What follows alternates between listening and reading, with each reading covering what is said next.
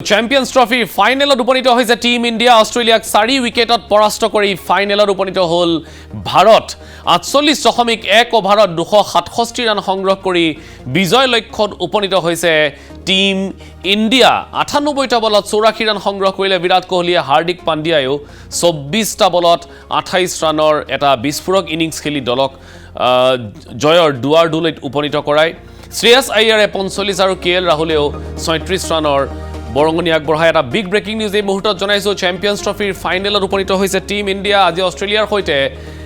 semi ফাইনেলখন যথেষ্ট প্ৰত্যাহ্বানমূলক হৈছিল প্ৰথমে বেট ধৰি অষ্ট্ৰেলিয়াই আটাইকেইটা উইকেট হেৰুৱাই 264 ৰান সংগ্ৰহ কৰিছিল আৰু ভাৰতৰ সন্মুখত 265 ৰানৰ লক্ষ্য বান্ধি দিছিল কিন্তু সেই লক্ষ্য 48.1 অভাৰত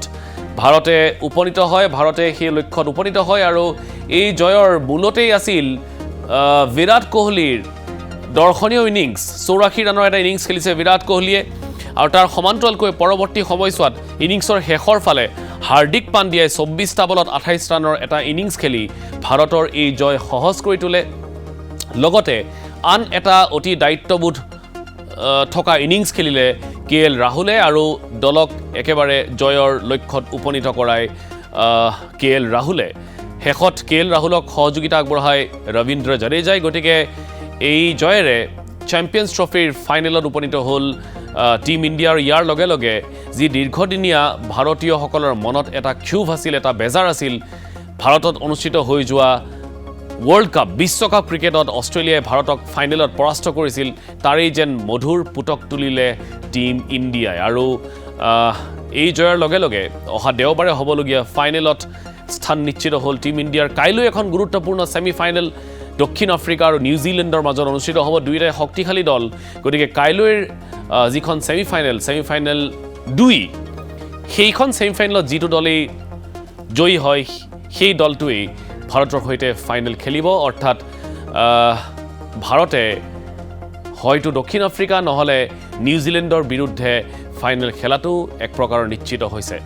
জনাইছো এটা দৰ্শনীয় ইনিংছ খেলিছে বিৰাট কোহলীয়ে মাত্ৰ 16 ৰানৰ বাবে তেওঁ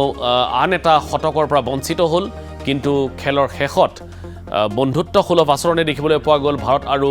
অষ্ট্ৰেলিয়াৰ খেলুৱৈসকলৰ মাজত বিশেষকৈ ষ্টিভ স্মিথ আৰু বিৰাট কোহলীয়ে ইজনে আনজনক আলিংগন কৰি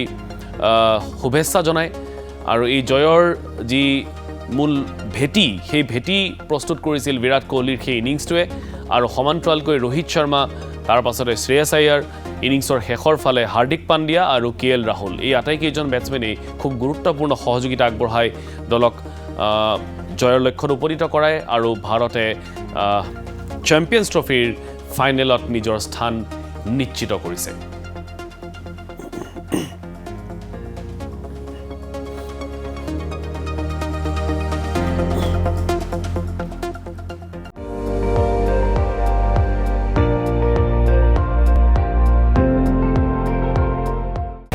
আপুনি চাই আছে ND24 সৰ্বশ্ৰেষ্ঠ নহয় সৰ্বোত্তমৰ দৌৰ